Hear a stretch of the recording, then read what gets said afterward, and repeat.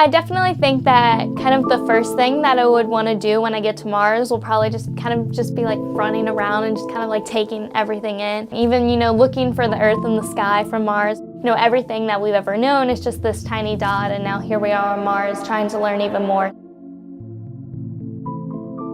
I'm Alyssa Carson. I am 18 years old. I am from Baton Rouge, Louisiana in the United States, and my dream is to be one of the astronauts on one of the missions to Mars. So I first got interested in the idea of space when I was around 3 or so after watching a cartoon called The Backyardigans. And the show is basically these characters who go on imaginary adventures every episode. And one of the episodes was called A Mission to Mars. And I even had like the poster of the episode hung in my bedroom. So after watching the show, my dad kind of remembers me asking him like, oh, are there people on Mars? Is space real? And then from there, my curiosity just kind of blew up with all these questions about space. The whole idea of kind of a mission to Mars and that being the aspect of space that I wanted to study and wanted to kind of be a part of really just kind of came with my studying of space in general. Mars was really the next place that a lot of people were talking about and looking towards, and it was the next place with all this interest. Mars is really the closest planet to us that we can get to and we can explore. So it's kind of just technologically feasible to do. Growing up, I got to see, Curiosity, which is kind of the main rover that is being used on Mars right now. I got to see that being sent to Mars and land and seen all the different discoveries. But with the technology and the rovers and all that we have there, things kind of move pretty slow in finding new things. So with humans on Mars, we could go and find if there's bacterial life in the water. We could see if Mars could potentially be a second place for humans to live on, and seeing, how humans could adapt to Mars and just kind of learn a bit more about the history of it. At 15 is when I joined an organization called Project Possum. And Project Possum is actually this group of citizen scientists really studying clouds in the upper atmosphere. That's kind of their main goal. So with them, I was able to do really awesome training, such as microgravity training. The first time was just mind-blowing. I'd never felt anything like it. It's really hard to describe. It's just this amazing feeling that I'd never felt before. You start feeling it in your stomach. Eventually, your stomach starts getting a bit uncomfortable with it. But it's definitely a really amazing feeling to kind of simulate what I could potentially be living in the future. There's a lot of issues that we are currently facing to get people from Earth to Mars. The radiation levels between Earth and Mars, the development of a new rocket and capsule and creating all this new technology for this mission, and then understanding how we can live on Mars, since Mars is very different with, it doesn't have as thick of an atmosphere, it doesn't have oxygen there, so there's a lot of challenges that we've never experienced before that we're trying to learn and kind of figure out now before kind of the projected date of going to Mars, which should be around the early 2030s. Big picture here and kind of like the future for future generations, through kind of the study of other suns and planets, we do know that the sun eventually stops burning.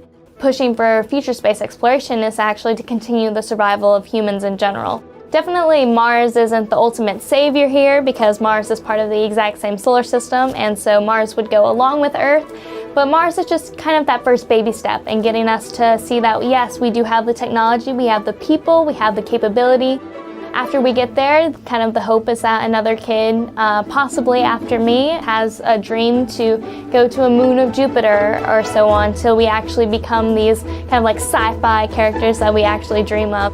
One of the biggest things that I'm super proud of is all of the kids that I've been able to inspire, because I definitely know me as a little 3-year-old saying I wanted to be an astronaut and go to Mars was basically the craziest thing I could have ever thought of. So seeing it become more and more of a reality has really showed me that, kids can follow their dreams no matter what they are.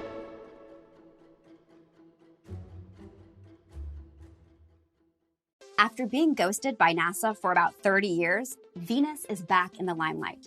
In June of 2021, NASA announced 2 bold new missions that will be launched by the end of the decade, Da Vinci Plus and Veritas.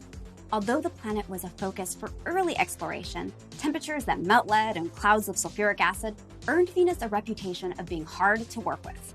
Between 1970 and 1985, a number of landers reached Venus's surface, but none lasted more than about 2 hours.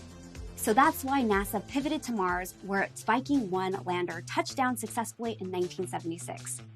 These early discoveries made Mars the go-to spot for future missions and landers.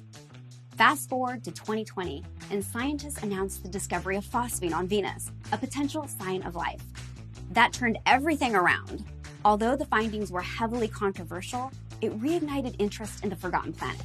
In fact, in June 2021, scientists working with old orbiter data spotted something on Venus that kinda looks like plate tectonics. All the more reason to go figure out what's going on. To find out how a world so similar to ours became an inferno, NASA will go to hell, literally. The two missions, Da Vinci Plus and Veritas, also have scientists re-examining two major theories about Venus's origin. In the first theory, when the planet was less than 1 billion years old, it was cooked by a warming sun, boiling off any existing water. The water vapor plus the carbon dioxide from a magma ocean quickly caused a runaway greenhouse effect, and the hope of a habitable paradise went up in flames. In the second theory, there were two habitable Earth-like planets in the early solar system. Venus still ends up with a runaway greenhouse effect, but not before it enjoyed oceans like Earth's for over 3 billion years. Then, massive volcanic eruptions dumped carbon dioxide into the atmosphere, choking the climate. Temperatures went up, the oceans evaporated, and a once temperate planet became hostile. One of these theories is more accurate, but without more data, we don't know which. But Da Vinci Plus and Veritas can help answer this and other questions. Da Vinci Plus is short for the Deep Atmosphere Venus Investigation of Noble Gases, Chemistry and Imaging Plus. The tandem spacecraft and probe will do 2 flybys where it will image Venus from above. On its third flyby, it'll release a descent probe. On its hour-long journey down to the surface, it will sample the chemistry in the atmosphere, including noble gases like xenon, argon, and helium. Since noble gases don't react with other elements, they can tell us whether the planet once had an ocean and how much of it ended up in the atmosphere.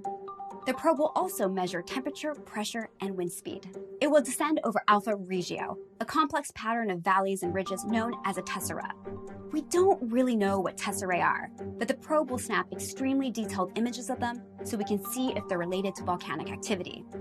Then there's Veritas, which is short for Venus Emissivity, Radioscience, INSAR, Topography, and Spectroscopy. The orbiter will have a radar that can peek through the clouds and map out the surface of the planet in high resolution. It will also be equipped with a near-infrared spectrometer to determine the makeup of the surface. These images will replace the relatively low-resolution ones taken by the Magellan orbiter when it visited the planet in the 90s. Veritas will also take measurements of Venus's gravitational field, revealing the interior structure of the planet. Not only can these missions to Venus tell us more about its origins, but also they can help improve our understanding of exoplanets.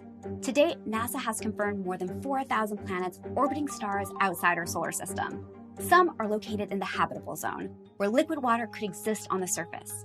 If we learn what caused Venus to go apocalyptic, it may help us identify which exoplanets could be habitable and create a roadmap for future exploration. For the Veritas mission, the concept study submitted to NASA's Discovery program was just shy of the number of pages in War and Peace. That's over 1,000 pages. I hope it was 14-point font and double space. Keep coming back to Seeker for more videos, and thanks for watching.